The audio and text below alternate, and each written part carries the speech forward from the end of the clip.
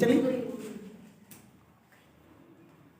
चलो देखो हम स्टार्ट करने जा रहे हैं लिवोलिस थ्योरम। कल हमने लास्ट वीडियो में क्या पढ़ा था, इससे पहले मोरेरास थ्योरम। तो दोनों ही थ्योरम के न्यूमेरिकल्स पूछे जाते हैं। जब न्यूमेरिकल नहीं पूछा जाता तो इसकी थ्योरम इंपॉर्टेंट होगी थ्योरम के हिसाब से, क्योंकि ये पूछी जाएगी सिर्फ स्टेटमेंट बेस्ड और प्रूफ इसका।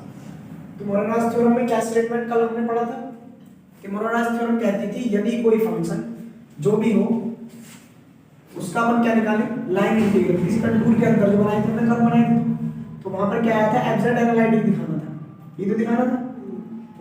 और एब्सॉल्यूट एनालिटिक दिखाने के लिए उसमें यूज कौन सी थ्योरम की थी, कोची थ्योरम। ये कोची थ्योरम का रिवर्स था अपने पास मोरेरास थ्योरम, खाली था हमारे पास कोची थ्योरम ये थी कि एब्सॉल्यूट डीजेड क्या आता है, किसी भी कर्व का लाइन इंटीग्रल हमेशा 0 आता है। मोरेरास थ्योरम कहती थी एब्सॉल्यूट एनालिटिक होता है। अब तीसरी थ्योरम जो हमारे पास है ये लिवोलिस, वैसे चौथी थ्योरम है, हम कोची इंटीग्रल फार्मूला प्रूव कर चुके हैं। तो ये थ्योरम बोलती है यदि अपने पास कोई फंक्शन एनालिटिक हो और वो सारी की सारी वैल्यूज पर एनालिटिक हो, चाहे कि कोई भी वैल्यूज ले हम, सपोज दैट एक कर्व ड्रॉ कर दिया मैंने यहाँ पे, ये कर्व बनाया ऐसे करके, ठीक है ना, और इसके अंदर क्या ले लिया मैंने, कंटूर सी के अंदर अलग अलग सर्कल्स ड्रॉ कर दिए, एक सर्किल ले रहा, एक सर्किल ले रहा, या फिर मैं सर्किल ड्रॉ कर रहा हूँ बड़ा सा, एक अलग रेडियस का, सपोज दैट ऐसे सर्किल ड्रॉ किया मैंने जिसकी रेडियस अपने पास कितनी है, r, सेंटर है इसका z बराबर a, सही बात है। अब इस जो भी सर्किल हमने ड्रॉ किया है c के अंदर, सपोज दैट ये सर्किल क्या है c, इस c के अंदर सारे के सारे पॉइंट पर fz क्या होता है, एनालिटिक होता है, ये बोल रहा है स्टेटमेंट। और जब ये fz एनालिटिक होता है तो वो फंक्शन क्या होता है, कांस्टेंट भी बोल रहा है। तो मान लिया इसके अंदर दो सर्किल और ड्रॉ कर दिए, कई सारे कर सकते हो, सपोज दैट दो सर्किल ड्रॉ कर दिए जिसका सेंटर पहले का z1 और दूसरे का z2 मान लिया, ये अपने पास c1 और ये हमने c2 कंसीडर किया, कहीं भी बना सकते, जरूरी नहीं बनाना, ठीक है ना। तो मैंने इस प्रकार दो ड्रॉ कर दिए सर्किल्स जो क्या होंगे, लाई कर रहे होंगे c के अंदर। अब हमको क्या करना होगा, इस fz को क्या दिखाना होगा, कांस्टेंट। और कांस्टेंट फंक्शन हमारे पास होता था कि हम कोई भी एंट्रीज उसके डोमेन में डालें, उसकी कोडोमेन पर जो भी इमेज मिले वो हमेशा सेम मिलनी चाहिए। डोमेन का मतलब fz अगर कांस्टेंट है, रफली कर देंगे यहां पर fz कांस्टेंट है, सपोज दैट fz बराबर कोई कांस्टेंट वैल्यू c मान ली, तो मैं अगर fz1 निकाल रहा तो वो भी मेरे पास c आएगा, fz2 अगर कैलकुलेट कर रहा हूं तो वो भी मेरे पास c निकल गया है, fz3 निकाल तो वो भी मेरे पास c निकल जाएगा, ठीक है ना, क्योंकि अब c कांस्टेंट है, यहां पर z भी इसके अंदर। तो कहने का मतलब क्या निकाल कर लाना, f(z1) बराबर f(z2)। अगर ऐसा दिखा दिया तो हम क्या क्लेम कर सकते हैं कि fz हमारा क्या होगा, कांस्टेंट फंक्शन बनेगा। तो हम क्या काम करेंगे, इस बात को निकालेंगे। और ऐसा हमने कहां निकाला था, तो पॉइंट पर वैल्यू निकालते थे किस फंक्शन की, तो कोची इंटीग्रल फॉर्मूला हमने पढ़ा था, f(a) बराबर 1/2 पाई i integral c fz/z - a पढ़ा था कोची इंटीग्रल फॉर्मूला। तो उसकी हेल्प से इस थ्योरम को प्रूव करना।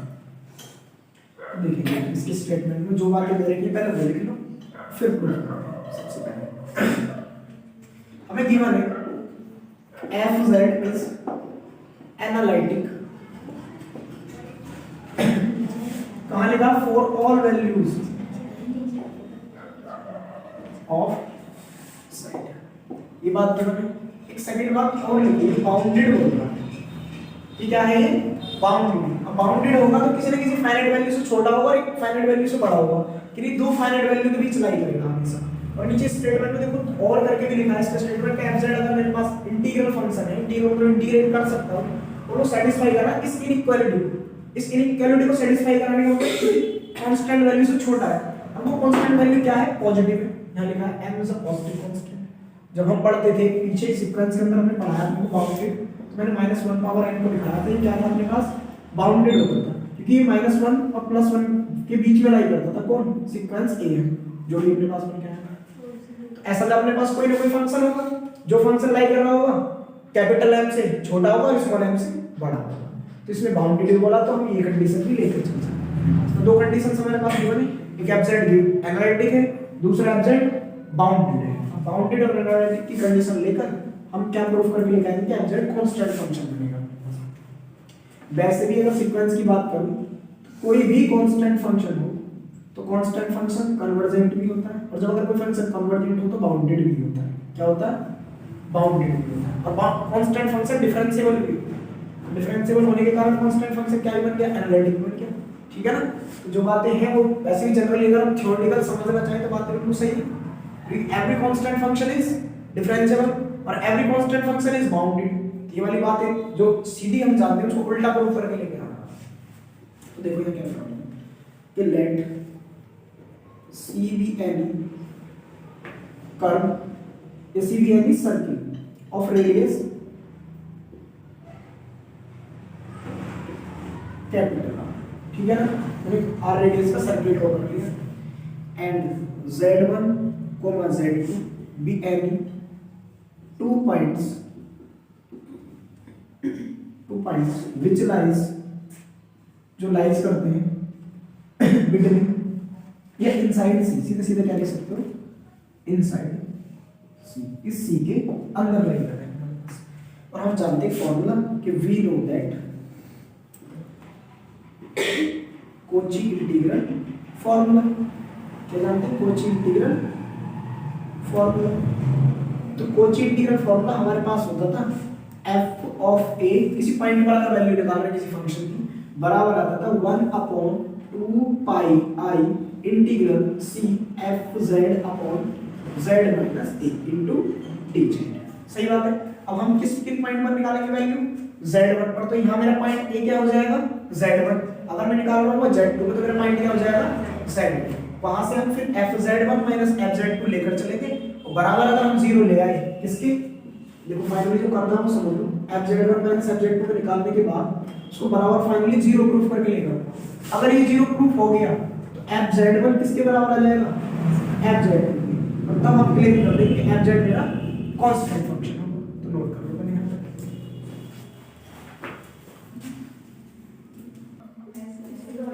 तो देखो इससे आगे अब जिन पॉइंट को हमने सी के अंदर कंसीडर किया तो पॉइंट पर वैल्यू लगाएंगे एट z बराबर z1 मतलब fz1 वो कितना होगा अपने पास, तो बन जाएगा 1/2 पाई इंटीग्रल c fz अपॉन, ये पॉइंट z1 की बात करो तो यहाँ पे भी z1 रख दो, ठीक है ना। अपॉन में कितना आएगा z माइनस z, या a बराबर सीधे सीधे क्या लिखेंगे z बराबर dz, इक्वेशन नंबर फर्स्ट हो गई। एंड fz2 निकालेंगे, दूसरा ऑपरेटर करना है, fz2 कितना आएगा अपने पास 1/2 पाई fz upon z minus z2 और इनटू dz, इक्वेशन नंबर सही है। अब जो मर्जी करें इसमें से इसका सब्ट्रैक्शन लेके चलो या इसका इसमें से कर लो, ठीक है। नाउ अब हम यहां से क्या लेके चल रहे हैं कि fz1 माइनस का fz2, सही बात है। अब इनका लाइन इंटीग्रल तो दोनों में इक्वल बना रहा, मेरे पास 1/2 पाई है और सी है, दोनों का इंटीग्रल सेम है, रेस्पेक्ट सेम है, मतलब ऑपरेटर सेम है। रेस्पेक्ट को क्या बोलते हैं अपन, ऑपरेटर, जो क्या है इंटीग्रल ऑपरेटर। तो मैं 1/2 पाई i बाहर निकालूंगा इंटीग्रल सी, और यहाँ लिखा मैंने 1/z माइनस z1 और माइनस का 1/z माइनस z2 और बाहर fz dz। No problem. अब क्या कर रहे हैं, एलसीएम लेकर सॉल्व कर लेते हैं। 1/2 पाई i लाइन इंटीग्रल c, मेरे नीचे बन गया z माइनस का z1 z माइनस का z2, ठीक है। तो मेरे पास कितना बनेगा, ऊपर क्रॉस मल्टीप्लाई करेंगे z minus z2 minus z और माइनस माइनस प्लस z1 और बाहर fz इनटू dz। इस z से ये वाला z कैंसिल हो तो फाइनली हमको मिला 1/2 पाई i लाइन इंटीग्रल c, ये बनेगा z1 माइनस का z2 अपॉन में कितना आ जाएगा z माइनस z1 और z माइनस z2 इनटू में fz dz। सही बात है। क्या लिखेंगे f ऑफ z1 माइनस का f ऑफ z2। अब मैं यहाँ क्या काम के लेता हूँ, इसका मॉड्यूलस ले लेते हैं। अब मॉड्यूलस क्यों ले रहे हैं, क्योंकि fz बोला बाउंडेड फंक्शन, तो कुछ fz का रिजल्ट यूज करूंगा। तो देखना है कि modulus of fz1 modulus of fz2 1, अब देखो मॉड्यूलस सभी पे ऑपरेट होगा, इस कंप्लीट का मॉड्यूलस आएगा। तो मैं इस कंप्लीट के मॉड्यूलस को डायरेक्ट अलग अलग सॉल्व करूं, तो जैसे ही इस पे मॉड्यूलस इंटीग्रल के अंदर जाएगा तो क्या आ जाएगी, इनइक्वालिटी आ जाएगी। तो ये बनेगा लेस देन इक्वल टू 1/2 पाई का मॉड्यूलस तो 2 पाई आएगा, तो i का मॉड्यूलस चला जाएगा, मॉड्यूलस ऑफ आई, क्योंकि आई का मॉडुलस कितना होता है अपने पास 1, फिर इंटीग्रल इस पे मॉडुलस जाएगा, इन दोनों का मॉडुलस लग जाएगा z1 माइनस z2 डिवाइड में कितना है z माइनस z1 का मॉडुलस और z माइनस z2 का मॉडुलस, और यहाँ पर कितना हो गया f ऑफ z का भी मॉडुलस और मॉडुलस ऑफ dz, एक साथ सभी पे ऑपरेट करा दिया। कैसी प्रॉपर्टी यूज कर दी, यदि a प्लस b का मॉडुलस एक्सपेंड करें तो क्या आता है modulus of a plus modulus of b, ऐसे हो जाता है। जब अलग अलग ऑपरेट करते हैं तो वो वैल्यू क्या रहती है, बड़ी रहती है in compare to single modulus की, ठीक है ना। या ऐसे भी समझ सकते हो, जब हम मॉडुलस को इंटीग्रल के अंदर लेके आते हैं तो यहाँ क्या आती है इनइक्वालिटी आ जाती है पास, ठीक है। अब ध्यान देखेंगे थोड़ा सा, यहाँ एक बात बताई थी मैंने तुमको, सिंस क्योंकि अपने पास जो fz था वो क्या था बाउंडेड, बोला भी था स्टेटमेंट में इसके bounded function, it implies that modulus of fz वो लेस इक्वल होगा कैपिटल M के, जहां पर कैपिटल M क्या है पॉजिटिव, सही बात। इसकी दूसरी जो स्टेटमेंट था हमने सेकंड स्टेटमेंट लिखा था, वहां सेकंड स्टेटमेंट में ये वाली बात लिखी हुई है, ठीक है। कैप्चर अपने पास कैसा फंक्शन होता है कांस्टेंट फंक्शन, से पहले कांस्टेंट को प्रूव करके ले जाएंगे, क्या था बाउंडेड फंक्शन। बाउंडेड क्या होता है, किसी न किसी फाइनाइट वैल्यू से छोटा होगा या बराबर होगा फाइनाइट वैल्यू, तो बराबर या कांस्टेंट लेस का इसमें कलम लेना से बना दिया। तो इस वैल्यू को कहां यूज कर सकता हूं मैं z1 माइनस z2 की जगह, सो मॉडुलस ऑफ f(z1)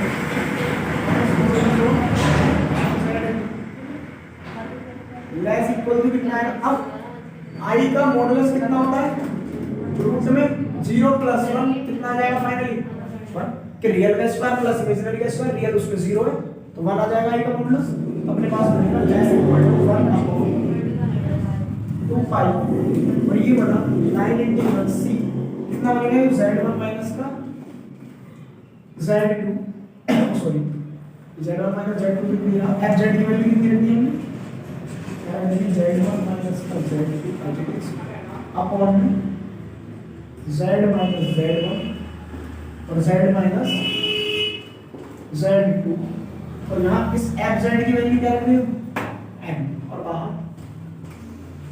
और इसका भी क्या चल रहा है मॉडुलस, बोलो बस ये ठीक है।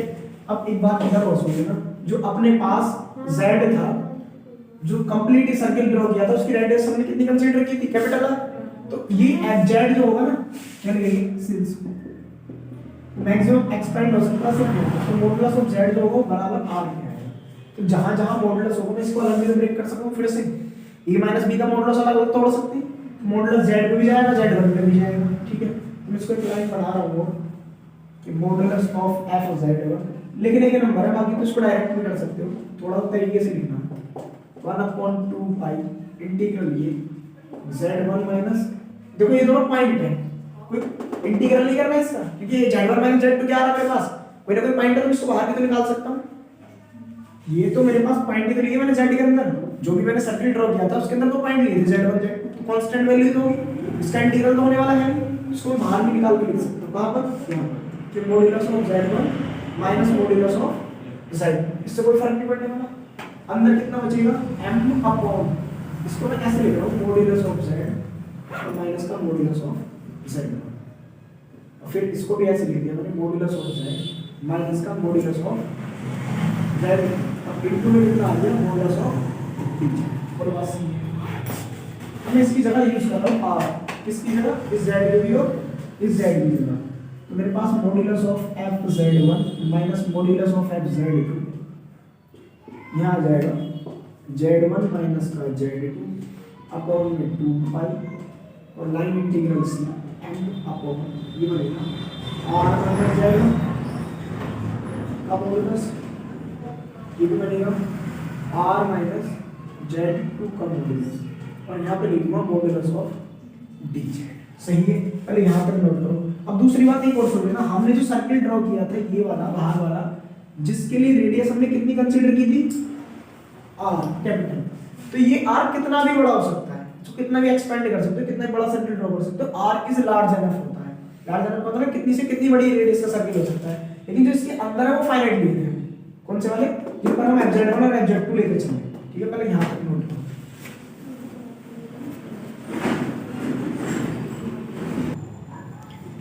इसका आगे क्या करना है, यहाँ ये जो अपने पास बनकर आया आर भी कांस्टेंट वैल्यू में क्योंकि रेडियस है, z1 z2 अपने पास पॉइंट है, तो सिर्फ इंटीग्रल m क्या बाउंडेड फंक्शन तो किसी कांस्टेंट वैल्यू से छोटा था, मैंने लिख दिया पॉजिटिव कांस्टेंट, तो सिर्फ इंटीग्रल किसका होगा, इस मॉडुलस ऑफ z1। तो मैं सारी टर्म को बाहर निकाल सकता हूं, f(z1) माइनस का f(z2) का मॉडुलस इक्वल आएगा less than equal to modulus of z1 minus z2 और अपॉन में आ गया मेरे पास 2 पाई इनटू में आया m अपॉन कितना r माइनस z1 का मॉडुलस r माइनस z2 का मॉडुलस इंटीग्रल c बचा मॉडुलस ऑफ dz। सही बात है।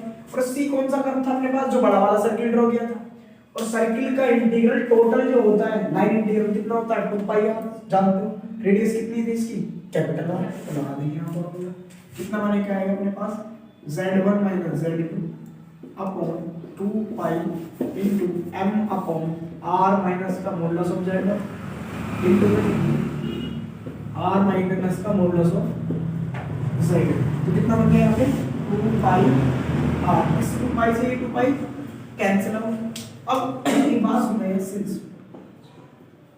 r इज वेरी लार्ज, ये r किसकी रेडियस थी, बड़े वाली सर्किल की, r अगर वेरी लार्ज थी तो मैं टेक इसकी लिमिट ले रहा हूं, तो take r tending to infinity, यार कहां पे जा रहा है, इंफिनिटी को अप्रोच कर रहा है, तो modulus of f(z1) minus modulus of f(z2) less than equal to कितना आएगा, ये कांस्टेंट बताना है कितना होने वाला z1 minus z2 into m upon, अब इन दोनों में से अगर r कॉमन निकालो तो r स्क्वायर आएगा, r स्क्वायर आएगा, यहां बचा 1 minus modulus of z1 upon r, same यहां पे भी 1 minus modulus of z2 upon r into में इससे ये कैंसिल आउट, r कहां पर बच गया, एट इंफिनिटी ले रहे हैं हम, लिमिट कितनी है n टेंड्स टू इंफिनिटी, बोलो सही है। अगर n इंफिनिटी पे जा रहा है r ऊपर से कैंसिल आउट होगा, r कहां बच रहा है सिर्फ नीचे, और जब 1 अपॉन इंफिनिटी बताओ रिजल्ट कितना देता है हमको 0, इसका मतलब ये टोटल फिनोमेना क्या होने वाला है 0। तो यहां से मॉडुलस ऑफ ये इंप्लाइज करा के मैं लेस इक्वल वाले में सिर्फ इक्वल वाला साइन ले लेता हूं, तो z1 माइनस का f ऑफ z2 बराबर कितना आ जाएगा 0।